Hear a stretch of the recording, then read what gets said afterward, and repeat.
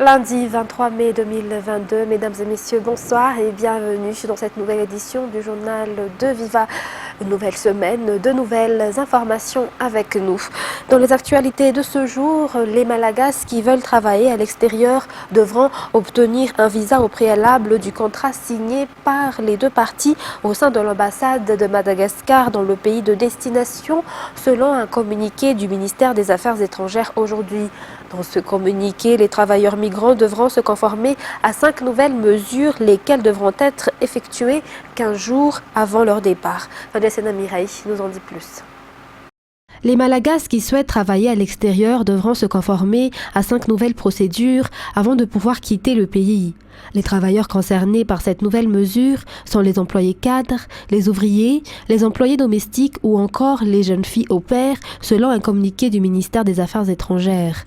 Ces travailleurs doivent ainsi obtenir un visa au préalable du contrat de travail signé par les deux parties à l'ambassade de Madagascar du pays de destination, passer au ministère de la Sécurité publique pour une enquête de moralité et un examen de situation, viser le contrat de travail au ministère du Travail, de l'Emploi et de la Fonction publique et des lois sociales, viser le billet d'avion et le contrat de travail auprès de la direction de la diaspora du ministère des Affaires étrangères et procéder à la préinscription consulaire à titre gracieux auprès de la direction de la diaspora du ministère des Affaires étrangères à Nous, porte 117 et 132. Selon ce communiqué, ces étapes doivent être faites 15 jours avant le départ. Ces mesures ont été prises afin d'éviter les traites de personnes transnationales. Dans l'actualité économique de ce jour, les lois régissant l'exportation des ressources naturelles de Madagascar devront être appliquées selon la demande des opérateurs au sein de la Fédération des opérateurs miniers Malagasy ou FOM aujourd'hui. Des millions de dollars nous passent sous le nez à cause de cette situation. Toujours un reportage de Vanessa Mireille et Yves Janel. Le secteur minier est complètement bloqué actuellement selon les opérateurs qui œuvrent dans ce domaine.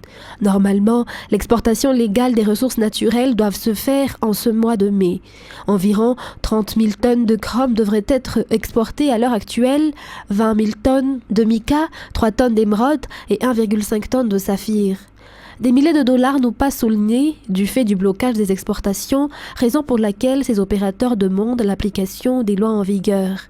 À cet effet, des laissez-passer doivent être délivrés pour ces opérateurs qui ont payé des frais d'exploitation minière. Le délai du rapatriement des devises doit être changé à 9 mois car le transit temps a changé depuis la Covid, affirment ces opérateurs regroupés au sein du FOM ou Fédération des opérateurs miniers Malagasy. Ils soulignent également que les opérateurs formels doivent être considérés pour ne pas être sanctionnés avec ceux du secteur informel. Et la route nationale reliant Soneran-Ivung à Ivaïbe-Mananar, long de 112,140 km, sera réhabilitée. En fin de semaine, le ministre des Travaux publics est descendu sur les lieux pour mettre en place une bonne coordination des travaux et donner des consignes aux autorités locales pour qu'ils participent au contrôle des travaux. Reportage. La réhabilitation de cette route nationale 5 reliant Soneran-Ivung à Mananar à Nord sera très bénéfique pour la population des communes qui longent cet axe et apportera un grand changement dans leur quotidien selon les témoignages des habitants. Les communes qui sont concernées sont Soneran-Ivung, Antanfoots, Manpan, Antanambe, Imurn et Mananar à Nord. Selon cette mère de famille, cela fait des années que cette route est en mauvais état. Nous avions du mal à circuler, que ce soit en ville, au marché ou même pour aller travailler dans les champs. Nous serons ravis quand cette route sera réhabilitée, souligne cette mère de famille.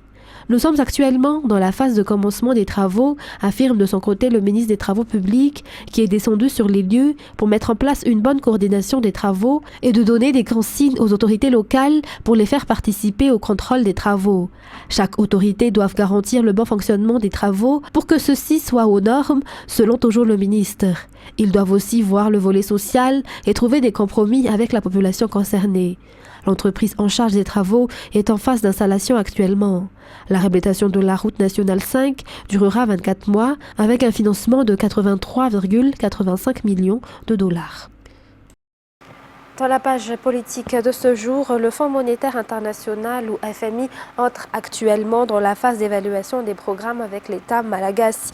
La mission du Fonds monétaire international menée par Lambert Frédéric a rencontré le Premier ministre chef du gouvernement aujourd'hui au palais de Mazoarivo. Cette rencontre n'est que le commencement des travaux que la mission a à charge dans le pays.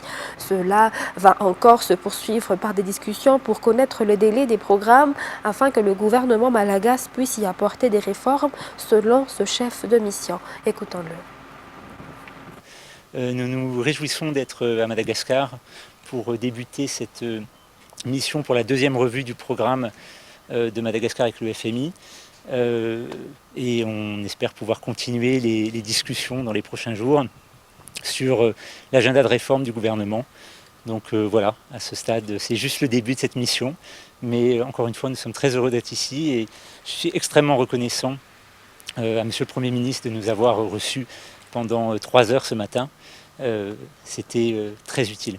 Toujours dans cette page politique, une délégation de parlementaires européens membres du comité du développement au sein du Parlement européen est conduite par Carsten Luc du programme Progressive Alliance of Socialists and Democrats est venue rendre visite au président du Sénat, Herman Razafmaefa, au palais d'Anouskeli ce jour. Le volet environnement, la lutte contre la malnutrition, le secteur agricole et éducation ont été évoqués lors de cette rencontre. Plus de détails dans ce reportage de Miarvulatsferane et Anzarara Zonarfel. Lors de cette visite de courtoisie effectuée par 6 parlementaires européens au président du Sénat, la discussion a été axée sur les impacts des différentes crises subies par Madagascar, notamment le dérèglement climatique nécessitant une reforestation à grande échelle, comme l'a affirmé le président du Sénat. L'agriculture, l'éducation et l'insécurité alimentaire sont autant de domaines de coopération que la délégation a soulevés et remettra au Parlement européen à Bruxelles. Durant leur séjour à Madagascar, les parlementaires européens vont effectuer une descente dans le sud de Madagascar afin de constater de visu la situation sur place. Le chef de délégation, Carsten Luc, a rappelé l'importance du renforcement de la coopération avec Madagascar et a annoncé que l'Union européenne est constamment ouverte à toute discussion pour trouver des solutions face aux problèmes climatiques et leur impact sur la population. Les questions de l'éducation, du tourisme, de la biodiversité, des relations de Madagascar avec la Banque mondiale, ainsi que des droits de l'homme, dont particulièrement les droits de la femme et de l'enfant, ont été également discutés. Et des dialogues avec des acteurs des collectivités territoriales décentralisées en présence des chefs de district et 5 sénateurs ont eu lieu les 19 et 20 mai dernier à Antala, région de Sava. Il s'agit d'une initiative de l'Institut électoral pour une démocratie durable en Afrique, ou EISA, qui apporte son assistance au Sénat de Madagascar à travers une série d'activités visant à renforcer les capacités des sénateurs et des administrateurs parlementaires dans l'exercice de leurs différentes missions et vise aussi à créer des espaces de synergie entre les élus à différents niveaux pour une meilleure autonomie et gestion financière des communes de la dite région. Il s'agit aussi de développer un plaidoyer pour inciter les femmes de la région à s'impliquer davantage dans le processus décisionnel. Les centres de santé de base ou CSB2 facilitent le quotidien de la population en termes de déplacement, mais surtout sur le plan sanitaire. La commune est actuellement en cours d'amélioration de ces centres, d'où la réhabilitation du CSB2 de Voulsarik dans le 2e arrondissement. Une réhabilitation soutenue par le projet Produire qui, mis à part la résolution des problèmes d'évacuation d'eau, construit également diverses infrastructures, toujours dans le cadre de l'amélioration des conditions de vie des Malagasy, selon le ministre de l'Aménagement du Territoire et du Service foncier aujourd'hui lors de l'inauguration de ce CSB2 de Voulsarik. Un reportage de Fiti Merkoufé et Yves Janel. Les centres de santé de base au CSB2 sont pratiques pour la population locale en termes de proximité, mais surtout par rapport aux offres sanitaires qui existent. Mais bon nombre de ces centres sont en mauvais état. La commune urbaine d'Antananarivo, en charge de la gestion de 4 CSB2, affirme être en plein redressement d'après les propos du maire Nana Djatitwen. Le CSB2 de Voulsarik a été le premier bénéficiaire. Une réhabilitation de qualité qui contribuera à améliorer davantage les offres sanitaires, d'après cette mère de famille. La particularité de ce CSB2, c'est que, mis à part les soins sanitaires, il offre également une éducation en préscolaire aux enfants des familles les plus démunies, également pour permettre aux parents de vaquer à des activités génératrices de revenus. La réhabilitation a entièrement été prise en charge par le projet Produire, financé par la Banque mondiale. En effet, mis à part la résolution des problèmes de drainage et d'évacuation d'eau dans la capitale et ses périphériques, le projet vise également la réhabilitation et la construction des infrastructures communautaires, de mobilité, d'assainissement et particulièrement des infrastructures sanitaires pour améliorer les conditions de vie de la population. 206 infrastructures sont à construire dans le cadre de ce projet, a expliqué le ministre de l'Aménagement du Territoire et du Service foncier. Produire vise donc à améliorer les conditions de vie des Malagasy, mais surtout à renforcer la résilience de la population face aux risques d'inondation. Et avant de passer aux actualités internationales, le pilote de 16 ans, Mark Rutherford, un jeune belgeo-anglais qui effectue un tour du monde avec un ULM, est à Madagascar. Il a été reçu par le ministre des Transports, Roland Ranzatwil, hier. Fajasena Mireille Anzar Ratonarvilf nous en disent plus. Mark Rutherford est un pilote d'origine belgeo-anglais et âgé de 16 ans. Son but est d'être le plus jeune à faire le tour du monde avec un ULM. Il veut aussi montrer qu'il ne faut pas attendre d'avoir 18 ans avant de pouvoir faire quelque chose. J'ai appris à voler quand j'avais 7 ans. C'était la première fois que j'étais volé, j'avais très peur quand j'ai touché le contrôle à ce moment. Mais depuis lors, ma passion a grandi et maintenant j'adore voler. Et à 15 ans, j'ai pris ma licence française et je l'ai passée. Et donc maintenant, je peux voler. Son but est de faire le tour du monde en 2 ou 3 mois. Le ministre des Transports l'a rencontré hier durant son passage à Madagascar. Je suis maintenant en Tenerife, au Madagascar, et je suis très content d'être ici. Avec cette route, j'espère de montrer que tu peux être jeune et suivre tes rêves. Il ne faut pas devenir 18 ans pour faire quelque chose de spécial. Vous pouvez le faire quand vous êtes 17 ans, 16 ans, 15 ans ou même plus jeune. Il faut juste suivre vos rêves et vous allez les accomplir. Ce jeune pilote a quitté le pays ce matin pour rejoindre l'île Maurice et ensuite les Seychelles. Et dans les actualités internationales de ce soir, après d'interminables négociations, la haute commissaire aux droits de l'homme de l'ONU, Michelle Bachelet, entame aujourd'hui une enquête ultra sensible sur le sort des minorités musulmanes de la région de Xinjiang. Cependant, de nombreux observateurs et défenseurs des droits humains craignent que cette visite ne soit chorégraphiée par les autorités pour servir la propagande de Pékin. France 24 nous en dit plus. C'est l'une des visites les plus importantes des dernières années pour la crédibilité du Haut-Commissariat des Nations Unies aux droits de l'homme. Ce lundi, sa représentante Michelle Bachelet débute une mission de 6 jours en Chine, une première depuis 2005. Dans la région du Xinjiang, dans le nord-ouest du pays, elle doit enquêter sur des accusations de détention illégale et de maltraitance à l'égard des Ouïghours. Le but de cette visite est de se focaliser sur un dialogue avec les autorités chinoises, avec un éventail de questions sur les droits de l'homme domestiques, régionaux et mondiaux. Mais déjà des inquiétudes entourent cette enquête sur ce que les États-Unis qualifient de génocide. Washington a vivement critiqué Michelle Bachelet qui ferait preuve selon la Maison-Blanche d'un silence persistant vis-à-vis de la Chine. Pékin de son côté demande qu'aucune présomption de culpabilité n'accompagne la visite.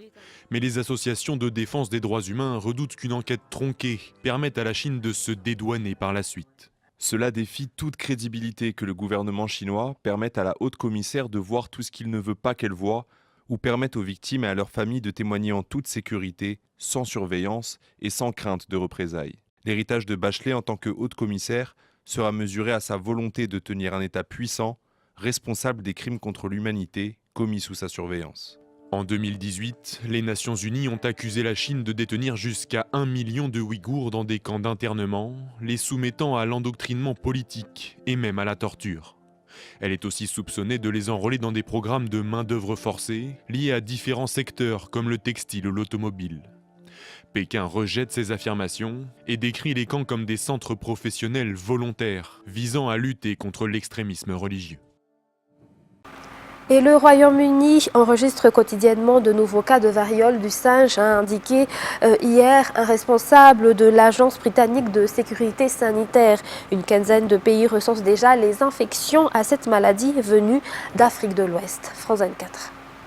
C'est un virus qui peut être à l'origine de lésions cutanées impressionnantes comme celle-ci. Ça commence par une fièvre et un syndrome grippal avec mal à la tête et des douleurs diffuses. Et au bout de 2-3 jours apparaît une éruption, c'est-à-dire des boutons. Une maladie sans gravité pour l'immense majorité des patients. Les rares cas préoccupants se présentent surtout chez les enfants et les personnes immunodéprimées. La grande majorité des gens guérissent spontanément en prenant des antidouleurs si nécessaire, en buvant, etc. Pour le moment, le risque pour la population dans son ensemble reste extrêmement faible et je pense que les gens doivent le savoir. L'homme peut contracter ce virus au contact de singes ou de rongeurs contaminés. Il se transmet ensuite entre les humains via les fluides corporels ou les lésions de la peau. Jusqu'ici, la maladie était présente dans des zones endémiques du continent africain. Mais depuis 2 semaines, des cas sont apparus dans une quinzaine d'autres pays, notamment en Europe et en Amérique du Nord. C'est quelque chose dont tout le monde devrait se préoccuper. Nous travaillons dur pour trouver quoi faire et quel vaccin pourrait être disponible s'il y en a un. C'est une inquiétude parce que si ça se répandait, ce ne serait pas sans conséquences.